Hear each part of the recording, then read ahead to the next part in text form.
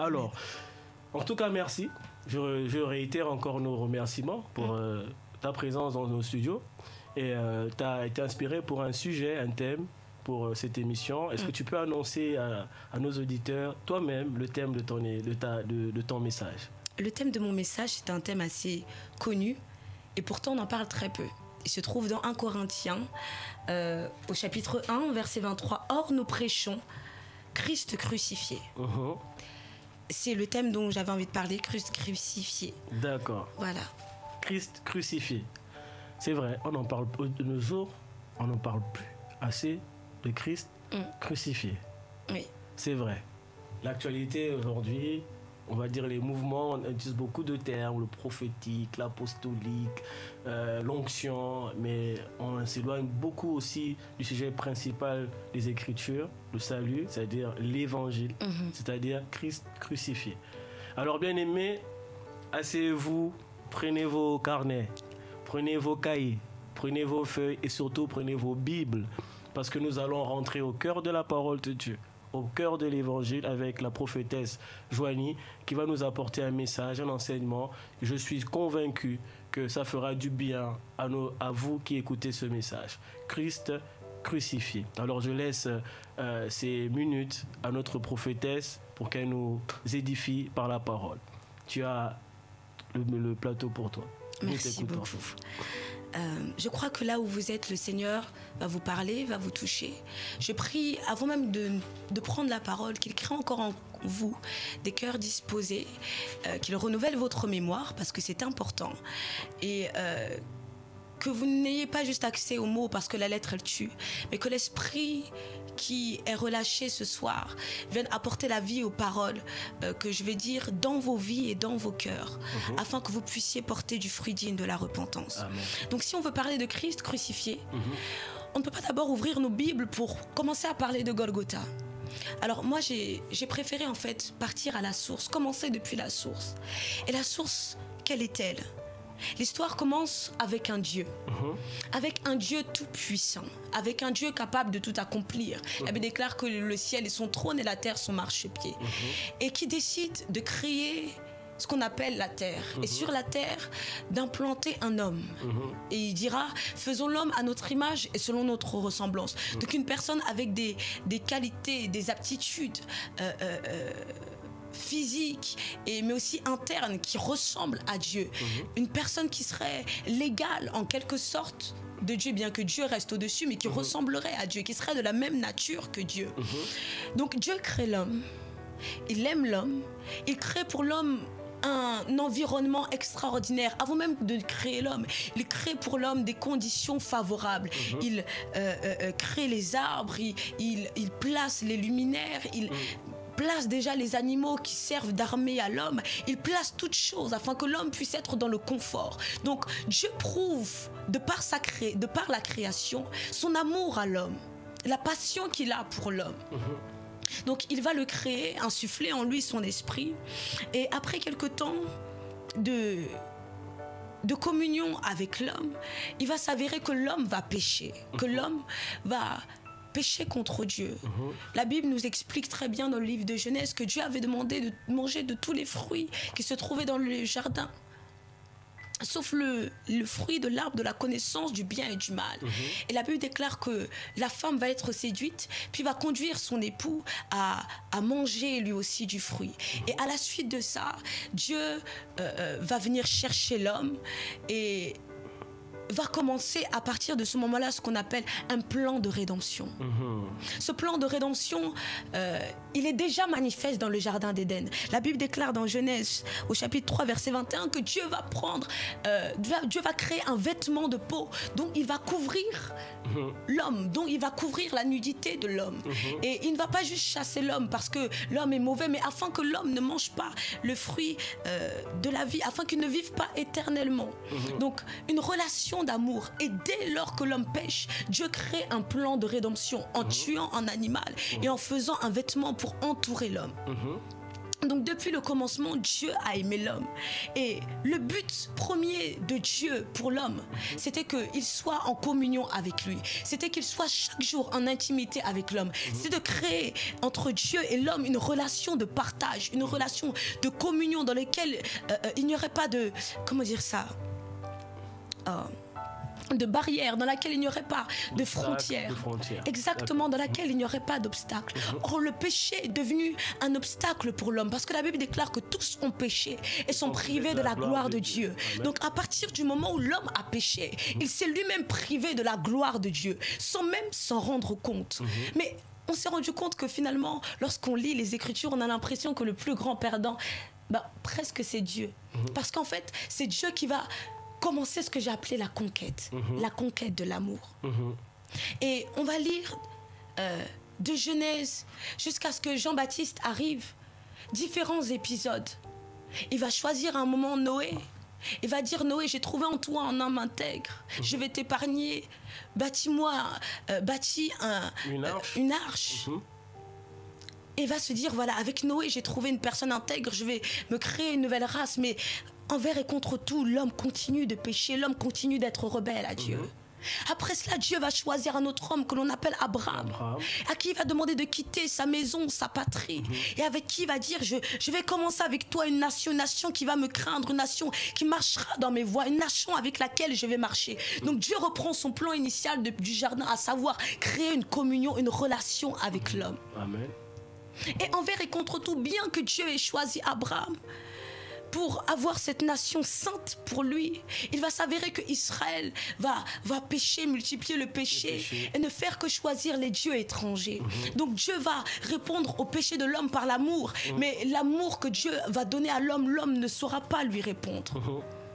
Et on va voir que après ça, après Abraham et avec la venue de Moïse, Dieu va même donner la loi.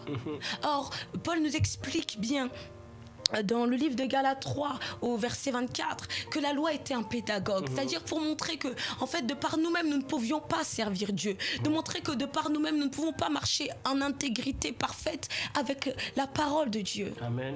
Donc Dieu va mettre des dispositifs, plusieurs dispositifs afin de regagner le cœur de l'homme, afin de ramener l'homme vers lui. Parce que comme je disais, le but de Dieu, ce n'est pas juste que l'homme parle de Dieu ou l'homme prie. Le but, c'est que l'homme aime Dieu comme Dieu aime l'homme. Amen. Donc Dieu va tout faire, créer des cadres divers et variés, notamment à travers la loi, afin de ramener l'homme à lui, afin de rééduquer l'homme et plus précisément le peuple d'Israël. Mais comme je l'ai dit tantôt, ce peuple ne va faire que pécher, pécher et pécher, parce que la loi n'était qu'un pédagogue. Et aucun de nous n'avait la force, aucun d'eux plutôt n'avait la force de lutter contre le péché, parce que la nature pécheresse était déjà dans le sein de l'homme, était déjà dans le sang de l'homme. Donc, Dieu crée plusieurs plans, plusieurs voies, mais aucune des voies qui n'a été placée ne permet de regagner définitivement le cœur de l'homme. Or, on voit dans les Écritures qu'en dépit des plans apparents que Dieu a mis en place, il y a un plan que Dieu s'était formé depuis longtemps, j'en ai parlé, depuis même le jardin d'Éden lorsqu'il a tué l'animal, à savoir que plus qu'un animal devait venir et porter l'iniquité des hommes afin que les hommes puissent être regagnés au Seigneur. Et c'est là que on va voir que notre Seigneur Jésus-Christ de Nazareth va arriver. Comme je l'ai dit, l'homme ne pouvait pas sauver l'homme. Il y a eu des hommes extraordinaires durant toute l'histoire de la Bible. On a pu avoir Élie qui a fait tomber le feu du ciel. On a eu Samuel, la Bible déclare qu'aucune des paroles de Samuel ne tombait à terre sans son accomplissement. On a eu des hommes vaillants comme David. On a eu des martyrs comme Jérémie. On a eu toutes sortes de personnes, des personnes intègres comme Ézéchiel. Mais aucun de ces hommes n'a pu racheter l'homme à cause de la nature adamique, à cause de la nature pécheresse. Mais il n'y en a eu qu'un, à savoir Jésus-Christ de Nazareth. Et la Bible nous explique dans le livre de Philippiens chapitre 2 que lui qui était Dieu, il s'est dépouillé lui-même de sa divinité et a pris une forme de serviteur afin que nous puissions être rachetés, afin que nous puissions être sauvés. Amen. Et c'est la raison déjà pour laquelle nous sommes là. C'est la première chose qu'il faille rétablir. J'aimais tout à l'heure lorsque tu m'introduisais, tu disais que Christ crucifié, c'est une chose dont on ne parle plus. On parle beaucoup de l'onction, on parle de la puissance, et quand ce n'est pas ça, on parle de délivrance. Et quand ce n'est pas de délivrance, on parle de biens matériels. Mais tout ce que nous possédons, tout ce que nous pouvons avoir, c'est d'abord sur la base de Christ. Et la Bible déclare, à quoi cela sert-il de gagner le monde si l'on perd son âme? Or, la seule chose qui puisse sauver l'âme de l'homme, c'est Christ crucifié. Amen. Donc, Dieu met en place son plan final de rédemption pour l'homme. Et envoie son fils Jésus sur la croix. Et d'abord, sur la terre, afin de racheter l'homme. Pendant 30 ans, il va être dans l'anonymat. Il ne va pas se manifester en tant que Dieu. Il ne va pas révéler sa divinité. Il va être cantonné au petit rôle de fils de charpentier et va accepter ça. Comme j'ai dit dans le livre de Philippiens 2, j'aime tellement ce passage, j'aimerais qu'on le lise ensemble.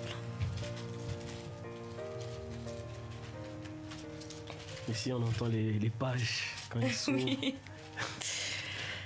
Alors moi, j'ai la version, la 8 secondes 21. J'ai la version du second 21 avec moi. Je ne sais pas quelle version tu as. Moi, j'ai la seconde 1910. D'accord. Donc, est-ce que, s'il te plaît, tu pourrais lire Philippiens 2, verset 5. Verset 5. 5, 6, s'il te plaît. Ok. La Bible dit ceci: ayez en vous les sentiments qui étaient en Jésus-Christ, lequel existait en forme de Dieu, n'a point regardé comme une proie à arracher d'être égal à Dieu, mais s'est dépouillé lui-même en prenant une forme de serviteur, en devenant semblable aux hommes. J'ai lu de 5 à 7. Oui, est-ce que tu peux juste continuer jusqu'au 8, excuse-moi. Jusqu'au verset 8. Oui. Alors, et après s'être trouvé dans la situation d'un homme, il s'est humilié lui-même, se rendant obéissant jusqu'à la mort, même jusqu'à la mort de la croix. Amen. Donc, Christ crucifié. Donc, je disais qu'aucun homme ne pouvait sauver les hommes. Et donc, Dieu décide de nous livrer son Fils. C'est Jean 3,16 qui nous l'explique, car Dieu a tant aimé le monde qu'il a donné son Fils unique afin que quiconque croit en lui ne périsse point mais qu'il ait la vie éternelle. Amen. Et donc il va donner Jésus au monde. Jésus va se cantonner à ce poste de petit homme limité dans son corps, limité dans sa chair. Il va accepter les ordres et les directives de Joseph, de Marie, et va oublier, se dépouiller de sa divinité, quoique étant égal à Dieu. Et la Bible déclare qu'à l'âge de 30 ans, il va débuter son ministère après avoir été baptisé et sortant du désert. Et durant ces 3 ans, il va parler du royaume, il va accomplir des miracles. Mais laissez-moi vous dire à vous qui me suivez que ce qu'il accomplit durant ces 3 ans et demi, ce n'était pas le but pour lequel il était venu. Ce n'était que des extras. Il venait accomplir certaines des prophéties. Mais l'objectif pour lequel il était venu, c'est la croix. Alors, au bout de 3 ans et demi de ministère, il va dire aux disciples que l'heure était arrivée pour moi que j'aille accomplir ma mission. Il va passer par le jardin de Gethsémane. La Bible déclare que sa souffrance était telle, alors qu'il avait la vision de la croix, la vision de la passion, que sa sueur est devenue comme du sang et que Dieu a été contraint d'envoyer un ange pour venir le soutenir à cause de la douleur et de l'oppression qui était la sienne. Il va dire: Père, si cela est possible, que cette coupe s'éloigne de moi. Toutefois, pas ma volonté, mais que ta volonté se fasse. Et va aller jusqu'à la croix et payer le prix. Payer le prix. Et c'est là que l'on peut parler de Christ crucifié. La Bible déclare dans Ésaïe 53 qu'il s'est chargé de nos fautes et que le châtiment qui nous donne la paix est tombé sur lui. En fait, écoutez, ce qui nous rend agréable à Dieu, ce n'est pas la prière. Ce qui nous rend agréable à Dieu, ce ne sont même pas les jeûnes. Quand on parle de la prière, la Bible déclare que vous priez mais vous ne recevez pas. Pourquoi? Parce que vous priez mal. Ça veut dire que la prière en elle-même n'est pas une... comment dire ça? Une assurance que d'être exaucé par Dieu. Et lorsqu'on regarde même à nos vies, quand bien même nous pouvons nous repentir aujourd'hui, par nos pensées, le lendemain nous pouvons pécher, même sans nous en rendre compte. Ça veut dire que ce qui nous rend parfait et ce qui nous permet de nous approcher de Dieu, c'est Jésus et la croix. Et à la croix, il accomplit, comme j'ai dit, ce qu'aucun homme ne pouvait accomplir. Ce que ni nos parents, ni nos employeurs, ni nos amis, ni nos époux, ni qui que ce soit n'aurait pu accomplir. Lui seul qui était Dieu pouvait accomplir cette mission, celle de racheter le monde, celle de prendre l'iniquité qui était sur le monde et de porter cela sur lui-même, de telle sorte que la Bible déclare que le Père ne pouvait plus le regarder, il a détourné sa face de lui. Et Jésus a dit, Élie, Élie, lama sabachthani, pour Père, pourquoi m'as-tu abandonné? Donc, il est venu pour ça, pour racheter l'humanité. La Bible déclare que ce n'est pas à prix d'argent, que vous avez été racheté de votre vaine manière de vivre, hérité de vos pères. Ça veut dire que l'argent même ne peut pas sauver. La prière même ne sauve pas. Le jeûne ne sauve pas. C'est le sang de Jésus. C'est la vie de Christ en nous. C'est sa mort en nous. C'est pour ça que c'est une fois que l'on le reçoit alors comme Seigneur et Sauveur que sa vie entre en nous. Parce qu'on prend connaissance, on prend conscience du prix payé, on prend conscience du sang donné, de la vie offerte. Sans cela, on ne peut pas pleinement rentrer, je dirais, dans la vie de Dieu. Ce que tu es en train de rappeler, enfin, à ceux qui ont déjà entendu ce message et à ceux qui le découvrent au travers de cette émission, c'est très important parce que, excuse-moi de rebondir comme ça, parce qu'on a souvent tendance, et d'ailleurs avant l'émission, quand j'ai entendu parler de ce thème, j'en parlais avec mon équipe, que beaucoup de gens pensent en fait que l'évangile, c'est certaines bénédictions qu'on nous miroite, c'est-à-dire viens à Jésus parce que y a ci ou ça qu'on te donnera. Mais en fait, l'évangile, c'est d'abord la vie de Dieu qui est offerte et tout le reste est donné. Amen. Parce que, je le dis, c'est malheureux parce que quand tu discutes avec des personnes, par exemple, qui fréquentent des églises, après sont frustrées, sont déçues, quand tu discutes avec eux, tu te rends compte qu'en fait, à la source, ils étaient venus avec une espérance particulière qu'ils n'ont pas forcément reçue. Parce qu'ils n'avaient pas compris que l'évangile, c'est d'abord avoir reçu la vie de Dieu. Amen. Au travers de la mort sacrificielle de Christ et au travers du sang qui a été donné. Parce que la notion du sang, c'est une notion, ça peut choquer un inconverti, mais la Bible dit bien que sans le sang, il n'y a pas de salut. Alors, je vais te poser une question par rapport à ce message. Là, je vais parler pour des personnes qui sont déjà dans le Seigneur, c'est-à-dire qui ont déjà goûté à l'évangile, des personnes qui sont, je dirais en théorie, parce qu'on ne connaît pas la vie de tout un chacun sauvé, parce qu'ils ont accepté ce message de la croix, mais qui au fil du temps se sont plutôt éloignés de ce message de la croix pour se focaliser sur des notions, je dirais, terrestres, si je peux le dire comme ça, bien qu'on vit sur la terre, on va pas c'est aussi une grande gloire à Dieu aussi de vivre, mais qui se sont éloignés pour des raisons un peu du message essentiel. Quel que tu pourrais avoir comme message pour ces personnes-là aujourd'hui, pendant que tu prépares, tu es en train de donner ce message, je sens même pendant que tu donnes ce message, que tu es encore poussé à l'approfondir encore. Quelle est la parole que tu pourrais avoir pour ces personnes-là? Déjà, j'aimerais premièrement faire une chose, c'est de vous demander pardon. Je suis dans le ministère, je suis servante de Dieu. Et l'une des raisons pour lesquelles il y a tant de personnes qui se perdent, c'est parce que nous, hommes de Dieu, nous avons mal prêché l'évangile.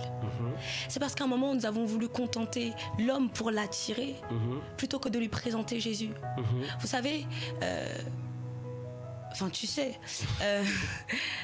lorsque tu regardes toutes les religions, je fais un petit aparté, mais lorsque tu regardes toutes les religions, tu te rendras compte que le musulman, on ne lui prêche pas le bien matériel. Il se dit, je vais me repentir pour avoir le salut, pour pouvoir ne pas aller en enfer, aller dans les flammes et vivre une vie éternelle. Lorsque tu vas regarder un bouddhiste, il va te dire, c'est pour avoir la paix, pour avoir une bonne réincarnation. Le judaïsme, parce que c'est ce qu'il faut faire pour plaire à Dieu, pour être dans les normes avec Dieu. Et donc, quand nous avons la vérité avec nous, et pourtant nous sommes la seule religion en fait qui propose le matériel, alors que toutes les autres proposent la paix ou l'éternité afin d'attirer les gens. Est-ce que vous vous rendez compte à quel point le diable nous amène à nous perdre? Bien que ce soit eux qui soient dans l'erreur. Donc la première chose que j'aimerais vous dire à vous, c'est je suis désolée. Parce que si une bonne partie d'entre vous êtes perdus, c'est parce que nous avons mal prêché l'évangile. C'est parce que nous avons essayé de vous attirer en vous parlant des choses de ce monde. La deuxième chose que j'aimerais vous dire, c'est qu'il n'est pas trop tard. Pas trop tard pour chercher Jésus. La Bible déclare qu'il faudrait que nous le cherchions tant qu'il se trouve. Et tant que tu es en vie, ça veut dire que tu peux le trouver. Et la Bible déclare que je me laisserai chercher, trouver par celui qui me cherche. Amen. Et laisse-moi te dire que écoute, un jour Pierre est venu voir Jésus et lui a dit Seigneur, nous avons tout abandonné pour te suivre, nous avons tout quitté pour marcher avec toi, alors quelle sera notre récompense? Alors Jésus lui dit, il n'y a personne qui ait tout abandonné, père, mère et autres, qui ne reçoivent dans ce siècle présent et dans le siècle à venir la vie éternelle. Ça veut dire que la clé que tu recherches dans ta vie, que ce soit matériel ou que ce soit autre, c'est Jésus. Mais cela passe d'abord par la connaissance de Jésus. Jésus dira quoi? Cherchez premièrement le royaume des cieux et sa justice, et toutes choses vous seront données par-dessus tout. Si tu n'as pas trouvé le royaume et que tu es déçu aujourd'hui de l'église, laisse-moi te dire que tu n'as pas trouvé le par-dessus tout parce que tu n'avais pas premièrement trouvé le royaume. Or le royaume, je te le présente aujourd'hui. Si tu m'écoutes, c'est parce que le royaume est à ta porte. Et le Seigneur dit dans le livre d'Apocalypse, je suis à la porte, je frappe. Si quelqu'un m'entend et qu'il m'ouvre, j'entrerai et je souperai avec lui. Aujourd'hui, le Seigneur, je te le dis, veut entrer à nouveau dans ton cœur et souper avec toi. Ce soir, le Seigneur veut te dire une seule chose, c'est qu'il t'aime et qu'il t'attendait depuis longtemps. Si tu as été déçu par les hommes, si tu n'as été déçu par le monde, laisse-moi te dire que Jésus-Christ de Nazareth, il ne déçoit pas. Laisse-moi te dire que l'amour de Dieu en la personne de Jésus ne déçoit pas. Regarde, il a tout livré pour toi. Alors il t'ouvre encore les bras. Viens à lui ce soir. Amen. Amen. Amen. Amen. Amen. Aucun autre message que Jésus-Christ crucifié. Amen. Amen. Amen. C'est l'élément principal du message qu'il faut que les gens reçoivent. Bien-aimé, si tu m'entends, on peut te parler de beaucoup de choses, mais demande d'abord qu'on te parle de Jésus-Christ crucifié. Amen. Parce que c'est par sa mort, c'est par son sacrifice que nous sommes acceptés de Dieu. C'est par son sacrifice que nous sommes reçus en Dieu. Alors, tout à l'heure, tu as dit quelque chose que j'ai trouvé assez intéressant. C'est quand tu as parlé de Galates 3, verset 24, quand tu nous as dit que la loi a été comme un pédagogue. Alors moi, j'aime les Écritures, donc je rebondis dessus. Est-ce que tu peux, c'est vrai que ça t'éloigne un peu du sujet principal de ton message, nous expliquer un peu cette notion en quelques phrases. Galates 3, 24, tu as cité, tu disais que la loi était comme un pédagogue. Tu n'as pas cité la suite du verset, je te le donne, qui dit pour nous conduire à Christ. Alors, j'aimerais pour nos auditeurs, parce qu'on est sur Psaume 23, la parole révélée, c'est aussi un moyen un peu d'approfondir quelques notions bibliques avant de revenir dans ton message. Galates 3, verset 24 que tu avais cité. Tu peux lire le verset si tu veux. Oui, s'il te plaît, dans ta version, excuse-moi. Dans la version, la Bible dit « Ainsi la loi a été comme un pédagogue pour nous conduire à Christ, afin que nous fussions justifiés par la foi. » Voici le verset. Amen. Donc, tout à l'heure, quand je parlais, je disais qu'en fait, déjà, personne ne pouvait être sauvé au moyen de la loi. D'accord. Dans la mesure où, Paul l'explique très bien, lorsque tu transgressais un des commandements de la loi, tu devenais coupable de toute la loi. Donc aucun de nous ne pouvait être sauvé par la loi. Mais la loi est venue apporter une chose, c'est-à-dire lorsque tu lis le livre de Genèse et que tu lis notamment le moment où il y a le déluge ou le moment où les hommes veulent construire la tour de Babel, tu te rendras compte que les hommes ont même souillé leur conscience. Ça veut dire que les hommes avaient perdu la conscience même du bien et du mal. C'est-à-dire que la conscience, normalement, ce que Dieu a donné à tout homme et qui est censé nous rappeler ce qu'il convient de faire. Mais à cause de la puissance du péché, même cette conscience-là a été souillée. Donc la loi est déjà venue premièrement pour rétablir cette notion de bien et de mal qui avait déjà été perdu ou souillé à cause de la puissance du péché. Toutefois, la loi n'était pas suffisante. Et la loi est venue nous montrer une seule chose, comme je disais, c'est que personne, de par les œuvres, ne pouvait s'approcher de Dieu. Amen. Et c'est une fois que tu te rends compte de cette limite par ton œuvre, que tu te dis, de par moi-même, je ne peux pas. Par mes prières, je ne peux pas. En me battant contre le péché, en essayant de faire le bien, je ne peux pas. Et c'est lorsque tu te rends compte de ta limite interne, alors que tu es capable de lever les yeux vers le ciel et de regarder une personne qui, elle, est digne et parfaite, à savoir Jésus-Christ, Christ crucifié. Amen. Voilà. Amen. Amen.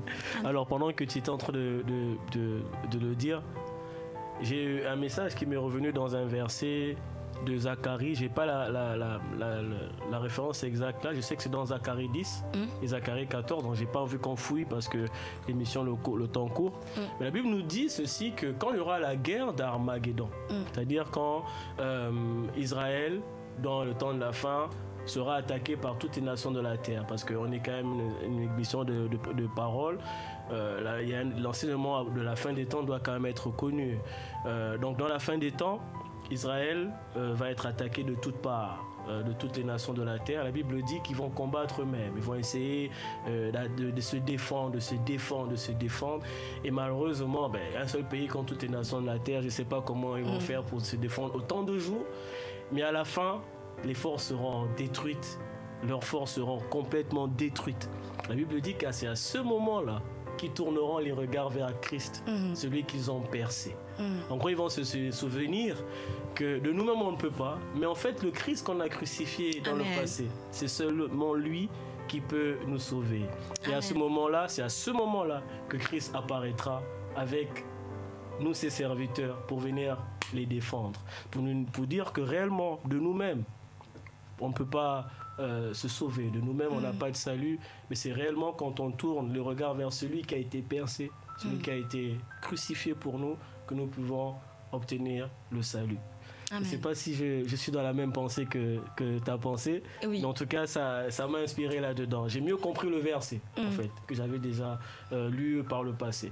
Alors, revenons au message principal, Christ crucifié. Nous avons parlé à ces personnes-là qui étaient éloignées, enfin qui se sont éloignées de la notion de l'évangile, Christ crucifié. Mais parlons maintenant à ces personnes-là qui écoutent pour la première fois l'évangile. Ces personnes-là qui n'ont pas de connaissance des mots bibliques, qui n'ont pas de connaissance des termes, que nous aujourd'hui, on est des serviteurs de Dieu, nous sommes des prédicateurs. Mais pour ces personnes-là qui écoutent Big Gospel Radio comme ça, qui n'ont pas cette notion, comment ils peuvent s'identifier à ce Christ crucifié? J'aimerais dire une chose, c'est celle que j'ai dite au tout début. Oui. C'est que la relation que Dieu a choisi d'avoir avec l'homme, c'est une relation d'amour. Et cette relation d'amour, ce n'est pas la même qu'il partage, ce n'est même pas celle qu'il a voulu avoir avec les anges ou avec les animaux. C'est une relation privilégiée. Oui. Et depuis le commencement, Dieu a voulu que l'homme soit près de lui. Depuis le commencement, Dieu a voulu que tu sois près de lui. Malheureusement, comme je l'ai expliqué tout à l'heure, le péché, les erreurs, le fait de transgresser la volonté de Dieu a amené l'homme à s'éloigner profondément de Dieu. Mais à cause de l'amour que Dieu avait pour l'homme, de la même manière qu'un père peut avoir cet amour pour son enfant, le père n'a pas laissé que tu t'égares, le père n'a pas laissé que tu demeures définitivement éloigné de lui. C'est pour cela qu'il a envoyé Jésus, qui est parfait, qui lui n'a pas la nature du péché en lui. Tu me diras, lui aussi il est né de sang. D'où le fait que la Bible nous l'explique, que c'est le Saint-Esprit qui a amené Jésus à entrer dans le sein ou dans le ventre de Marie. Ça veut dire qu'il n'a pas été fécondé après une relation entre un homme et une femme, mais il est le produit tout simplement de Dieu, venant juste sous forme d'homme. Pour amener aussi les hommes au salut, pour amener en fait la race humaine au salut. Dieu a choisi qu'un seul homme paye pour tous les autres. Et c'est là la manifestation de l'amour de Dieu pour toi. J'aimerais réellement, encore une fois de plus, te dire que Dieu t'aime et que Dieu te connaît et que Jésus a donné sa vie pour toi. Quels que soient tes péchés, quelles que soient tes erreurs, Dieu n'attend pas que tu sois aujourd'hui parfait. Ce qu'il veut aujourd'hui, c'est que tu comprennes qu'il t'a aimé et que tu acceptes dans ton cœur, l'amour de Dieu qui a été manifesté en Jésus et que tu comprennes tout simplement que de par toi-même, même en essayant, tu ne peux pas être parfait, tu ne peux pas te tenir tenir à carreau 24 heures sur 24 et 7 jours sur 7, même par tes pensées. Tu pêches, tu penses des choses qui sont mauvaises. Mais il y a une seule personne qui te rend parfait si tu le veux bien. C'est Jésus-Christ de Nazareth. Alors si tu l'acceptes, si tu le reçois dans ton cœur, si tu lui ouvres juste la porte et lui laisses un petit espace, ce Jésus-là est capable de te ramener au Père et de te faire entrer dans cette relation d'amour que Dieu a toujours voulu pour toi. Amen. Voilà. Amen. Amen. Amen. Je ne sais pas si tu as encore des points à développer, parce que je sens une forte envie de prier pour des gens, pour des personnes qui écoutent. Mais est-ce que tu as peut-être encore une pensée, tu voulais encore développer dans ton message des points, ou tu penses déjà être arrivé à l'essentiel? Parce que je sens que des personnes ont besoin de ce Jésus crucifié, de ce Christ crucifié pour nous. Alors je te donne encore quelques minutes et après nous allons prier, ou tu m'aimerais d'abord prier et revenir sur le texte après? On va prier d'abord. On va d'abord prier. Parce que je ressens il y a un esprit de prière qui est là. Et je te laisse prier, selon ton inspiration, selon ce que tu as à cœur, ce que l'esprit te conduit à déclarer pour des personnes. N'hésite pas, vas-y. Nous voulons que ces personnes-là reçoivent cet évangile, que ces personnes-là ressentent vraiment cet amour de Dieu pour eux, qu'ils puissent se réconcilier avec Christ, avec Dieu au travers de Christ crucifié. D'accord, nous allons faire 2 prières aujourd'hui. La première prière, je vais l'adresser aux personnes qui ont peut-être déjà entendu parler de Jésus, mais ne l'ont jamais reçu dans leur vie. Là où tu es, j'aimerais tout simplement que tu empruntes mes mots. Comme je t'ai dit tout à l'heure, si tu le reçois dans ton cœur, si tu l'acceptes dans ta vie, Jésus peut te réconcilier avec le Père et te ramener à cette relation d'amour qui te conduira dans la vie éternelle. Parce que la vie éternelle, c'est de connaître Dieu, et l'objectif de la vie éternelle, c'est de passer notre temps dans la présence du Seigneur, dans le bonheur, en étant heureux. Donc, si tu le reçois, Jésus, dans ton cœur, ce Jésus qui est mort pour toi, ce Jésus qui a pris ton péché aujourd'hui, alors il peut transformer ta vie et te ramener à nouveau dans la famille de Dieu. Donc j'aimerais que tu répètes après moi, si tu le veux bien: Seigneur Jésus, ce soir, j'ai entendu cette parole venant de toi. Je crois aujourd'hui que c'est toi qui as payé le prix pour mes péchés et que tu es mort à la croix pour me sauver. Je te reconnais en ce jour comme Seigneur et Sauveur de ma vie. Et c'est en cela que je te demande pardon pour tous mes péchés, pour toutes mes fautes, pour toutes mes transgressions, pour tout ce que j'ai fait qui va à l'encontre de la parole de Dieu. Je prie ce jour que tu me pardonnes et que le sang de Jésus me lave, me purifie et me sanctifie, afin que je puisse être agréable à toi. Père éternel, ce soir, je reviens à toi. Je te remets ma vie et je prie que ton esprit vienne habiter en moi, afin que je puisse réellement être une nouvelle création et ton temple. Je prie, Seigneur Jésus, qu'alors que tu t'en es allé me préparer une place, que là où tu es, je puisse aussi y être, afin que je passe mon éternité avec toi. Au nom de Jésus-Christ de Nazareth. Amen. Amen. Je vais prier, Seigneur, je te prie pour chacune de ces personnes qui aujourd'hui ont décidé de te donner leur vie. Je te bénis parce que la Bible déclare que il y a plus de joie dans le ciel pour une personne qui donne sa vie à Dieu que pour 99 justes qui n'ont pas besoin de repentance. Je te bénis, Seigneur, pour cette fête qu'il y a au ciel. Et je te remets chacune de ces personnes qui aujourd'hui ont entendu le message de la croix, ont entendu le message de Jésus, ce message d'amour, et qui te reçoivent aujourd'hui comme Seigneur et Sauveur. Je prie, Saint-Esprit, que tu viennes encore continuer de les convaincre de péché, de justice et de jugement, et de les amener encore à la stature parfaite de Christ. Je prie, Seigneur, que tu, Saint-Esprit, puisse en eux leur rappeler les paroles de Christ, afin qu'ils puissent vivre Christ crucifié tous les jours de leur vie jusqu'à ce que notre Seigneur revienne. Je les remets encore entre tes mains. Je prie que ton sang soit leur couverture et que ton esprit les accompagne afin de faire d'eux des hommes faits. Au nom puissant de Jésus. Amen. Alors ma deuxième prière, Oui. elle va s'adresser, et du coup là c'est moi qui vais prier, à toutes ces personnes qui se sont égarées, ont oublié Jésus en cours de chemin. Je disais tout à l'heure que ce n'est pas trop tard et que le Seigneur ce soir vient encore frapper à ta porte. Non, j'aimerais que tu pries encore avec moi. J'aimerais que tu empruntes encore mes mots et que tu dises: Seigneur, je te demande pardon. Je te demande pardon parce que j'ai oublié ou relayé au second plan l'œuvre que tu as accomplie pour moi. J'ai oublié, Seigneur, que tu étais le rocher sur lequel ma vie devait être bâtie. Et j'ai préféré chercher le par-dessus tout plutôt que de trouver ton royaume. Je reconnais, Seigneur, m'être perdu et égaré. Mais ce soir, je reviens à toi comme le fils prodigue revint à son père. Et je prie, Seigneur, que tu viennes encore m'accueillir, que ton esprit vienne encore m'accueillir, que ton esprit vienne encore amener la vie de Christ à être manifeste en moi, afin que le Christ crucifié que j'avais mis de côté, je puisse à présent le vivre chaque jour de ma vie.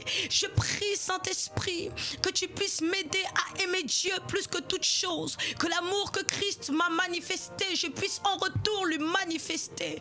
Au nom puissant de Jésus, Saint-Esprit, garde mes regards fixés sur Jésus. La Bible déclare que celui qui viendra, il ne parlera pas de lui, mais vous rappellera les paroles que je vous ai dites. Saint-Esprit, viens encore me rappeler chaque jour les paroles de Christ, afin que mes yeux, mes regards et mon cœur soient sans cesse et en tout temps fixés sur lui. Au nom de Jésus. Amen. Amen. Amen, amen, amen. Jésus-Christ crucifié. Amen. C'est le message de l'évangile. En tout cas, merci encore. Tu as encore quelque chose à dire par rapport à ce message? Peut-être une parole, une exhortation encore à quelqu'un qui te vient à l'esprit? Oui. Oui, vas-y. J'avais, en venant, beaucoup envie de parler de Jésus-Christ crucifié. Mais du coup, je m'adresse cette fois-ci, encore une fois de plus, à ceux qui ont reçu Jésus dans leur vie. Parce que Christ crucifié, ce n'est pas juste aller à l'église, ce n'est pas juste servir à l'église, ce n'est même pas juste prêcher derrière une chaire. La crucifixion de Christ, elle se vit au quotidien.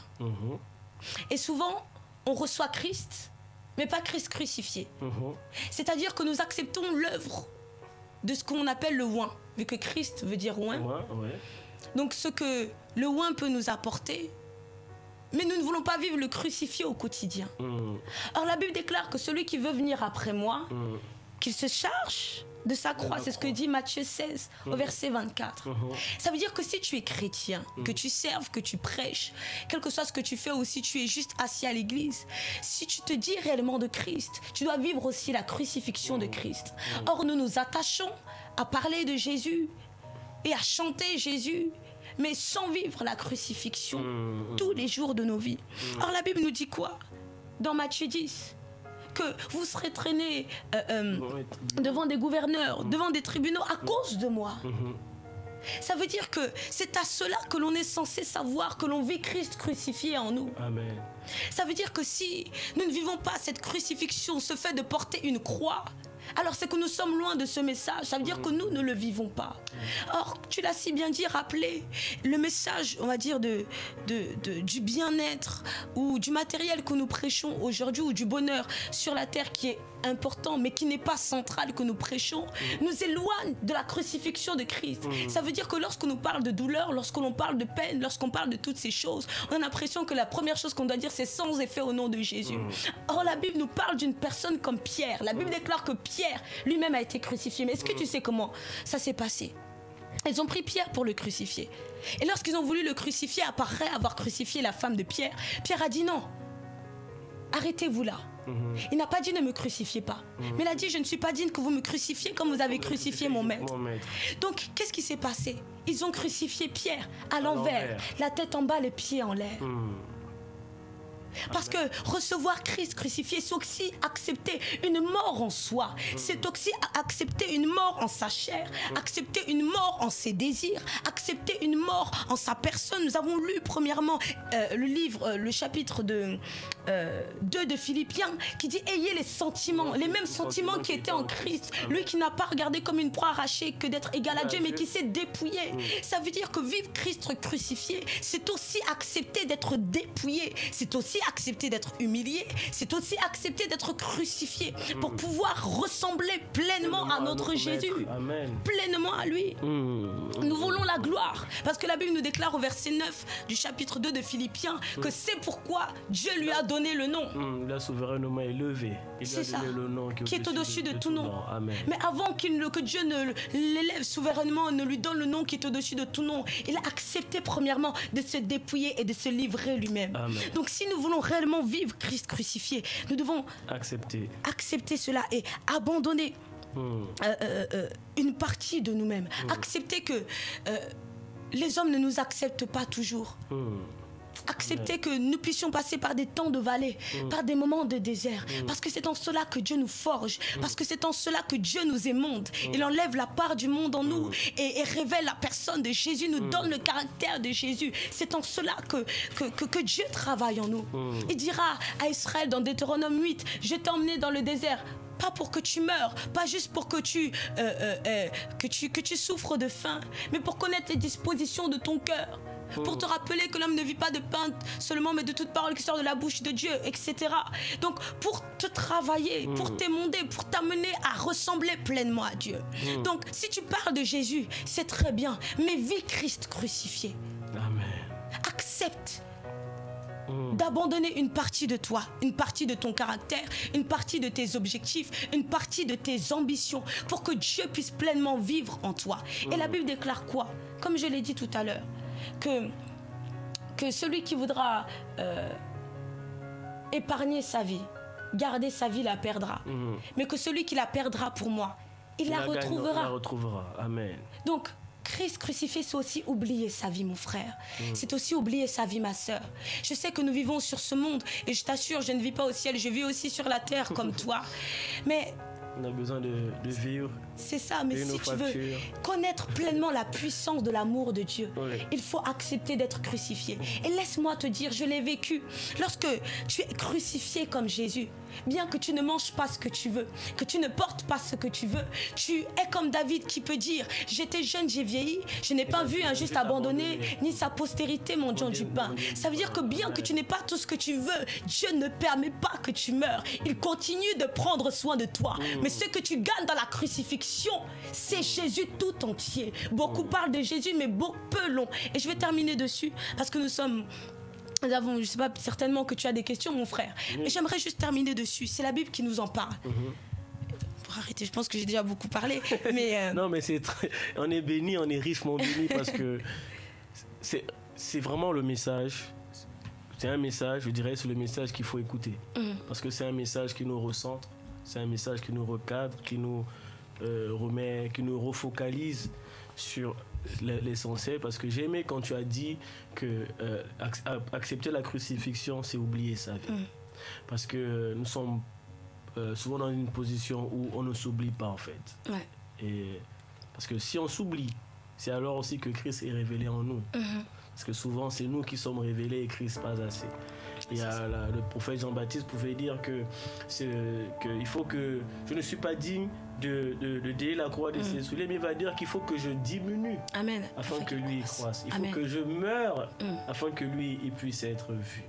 Et c'est important. Moi, je le prends aussi pour moi, personnellement, comme une exhortation. Parce que nous sommes jeunes, on a beaucoup d'années, si Dieu le veut, encore devant nous, dans l'œuvre de Dieu. Et ça me permet aussi de me dire, oui, il faudrait toujours que je reste focalisé sur la croix. Pour moi-même, que je pense toujours à la crucifixion. Et dans Galates, que tu as lu tout à l'heure, Paul va dire que non, qu'il faut crucifier notre chair. Amen. Et afin de marcher par l'esprit. Amen. Et souvent, c'est notre chair qui parle, c'est nos émotions qui parlent, c'est nos désirs qui parlent, ce sont nos passions qui parlent. Exactement. Alors que normalement, ça devrait simplement être la passion de Christ qui parle, Amen. les désirs de Dieu qui parlent. Et tu as parlé des sentiments qui étaient en Christ. Pour que les sentiments qui étaient les siens puissent être les sentiments qui sont en nous, il faut d'abord que les nôtres soient crucifiés. En tout cas, j'ai pas de questions en tant que tel. Je dis juste merci à Dieu pour ce message, parce que je crois que tu es allé à l'essentiel, tu as dit les choses, enfin aller à l'essentiel je dirais pas, mais tu as dit des choses très pertinentes, très indispensables, essentielles pour notre bonne santé spirituelle, aussi pour notre bonne conscience spirituelle. Je ne sais pas s'il y a quelqu'un qui écoute ce message, qui a besoin d'oublier sa vie, que tu t'es trop élevé à la place de Christ. C'est aussi un message qui est le tien. Christ crucifié, c'est aussi nous qui sommes crucifiés. Et je crois que tu as besoin que ce message soit aussi essentiel dans ton esprit, dans ton cœur, que ce message soit vraiment le cœur, le centre de ta prédication, pour toi qui es prédicateur et pour toi qui n'est pas forcément prédicateur mais qui sert Dieu dans n'importe quel département de l'église ou simplement même de manière en dehors de l'église, mais qui apporte ta pierre à l'édifice qui est l'évangile. Sois crucifié, vis la crucifixion, porte la croix, parce que c'est comme ça que Christ sera manifesté, sera glorifié au travers de ton œuvre. En tout cas, merci. Prophétesse Joanie, j'espère que ce ne sera pas la première fois. Là, je te piège, je suis en pleine émission. J'espère que ce ne sera pas la première fois, parce que c'est une bénédiction. C'est une bénédiction pour nous, même pour nous qui sommes de Big Gospel, et aussi pour les auditeurs. Je pense que tu as quelque chose à donner. C'est pas pour te glorifier, parce que je sais que toi tu vis la crucifixion. Mais il faut reconnaître aussi quand quelqu'un a une grâce de Dieu. Amen, gloire à Dieu. Amen. Amen. Tu aimerais encore dire quelque chose?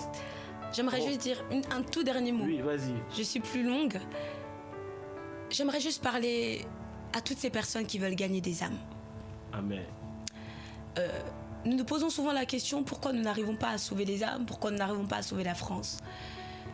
Et la réponse se trouve dans le thème, c'est Christ crucifié. Au-delà du fait que nous ne prêchons plus Jésus, la deuxième chose, c'est qu'aucun ne veut être crucifié. C'est-à-dire qu'il n'y a aucun homme qui, comme Christ, veut bien oublier ses ambitions, oublier son être, oublier son lendemain, juste pour suivre Jésus et donner sa vie. Pour toi qui veux gagner des âmes, sauver la France, il n'y a qu'une seule clé. C'est accepter réellement cette mort. Je t'assure que ce n'est pas facile. Mais pour que Jésus sauve le monde, il a fallu qu'il meure. Or, nous voulons, frère Marc, sauver le monde en restant en vie. Donc, tant qu'il n'y a pas de mort, il n'y a pas de résurrection des autres. Donc, il faut qu'une personne accepte de mourir pour que les autres puissent vivre. Tu remarqueras même que pour gagner une grande guerre ou créer une révolution, il faut que le sang coule. Or, nous nous arrêtons au sang que Christ a fait couler à la croix. Mais au-delà du sang qu'il a cloué, qui a coulé, qui est notre force, notre propre sang doit couler. Notre propre mort doit arriver pour que les autres puissent vivre. Amen. Et c'est ce qui manque à notre francophonie. Donc, que quelqu'un, je ne sais pas où tu es, quelle que soit la langue que tu parles, accepte de mourir pour qu'une âme, une seule, puisse être sauvée. Que Dieu vous bénisse. Amen. Je crois que le message est passé. Bien-aimé, merci d'avoir été dans cette émission, d'avoir écouté, d'avoir été présent durant cette émission. Je suis encore dans, je dirais, dans le feu du message. Je le ressens, je le sens moi. Et déjà, je crois aussi que vous avez été pleinement bénis. Je le souhaite et je le crois. J'ai l'intime conviction que ce message était pour quelqu'un. Nous vous remercions pour votre fidélité. Nous avons reçu aujourd'hui, vous avez écouté, pour la première fois sur l'émission, vous avez écouté ce message de la prophétesse Joanie Nzola, qui nous a fait l'honneur et qui nous a bénis pleinement aujourd'hui. Soyez connectés tous les mercredis à 19h sur Big Gospel Radio. Alors, ceux qui n'ont pas encore eu l'occasion de télécharger l'application, allez-y sur l'App Store ou sur Google Play pour ceux qui sont sous Android. Vous tapez Radio Big Gospel vous la téléchargez. Au-delà de l'émission Psaume 23, la parole révélée, il y a d'autres émissions qui sont proposées, des émissions musicales sur plein de sujets qui touchent à la vie, à la marche chrétienne. N'hésitez pas, allez sur nos réseaux sociaux, sur Facebook, abonnez-vous, sur Twitter, abonnez-vous, sur Instagram, abonnez-vous. Soyez à l'actualité. Il y a d'autres orateurs qui viendront et je crois aussi que la prophétesse reviendra. Elle reviendra. En tout cas, je ferai tout pour qu'elle revienne. Soyez connectés. Et moi, je vous remercie parce que j'ai été vivement touché par les messages qu'on a reçus durant la pause qu'on a eue. Beaucoup de gens redemandaient l'émission. Et vraiment, ça nous a démontré qu'il y a quelque chose qui est fait au travers de Be Gospel Radio. Et je remercie tous nos partenaires qui nous permettent de vous fournir ce média, qui permettent que l'évangile soit prêché au travers de ces médias. Merci pour toutes les personnes qui travaillent dans l'ombre. Et je remercie aussi aux équipes qui accompagnent les serviteurs de Dieu et qui viennent dans ces émissions. Vous ne savez pas, dans l'ombre, il se passe des choses. On ne fait pas les choses au hasard. C'est vraiment des choses recherchées par la prière, par la méditation. Simplement pour vous. Ce n'est pas pour nous. C'est simplement pour vous, pour que vous soyez pleinement bénis. Alors on se revoit mercredi prochain à 19h sur Be Gospel Radio dans l'émission 123, la parole révélée. Ciao.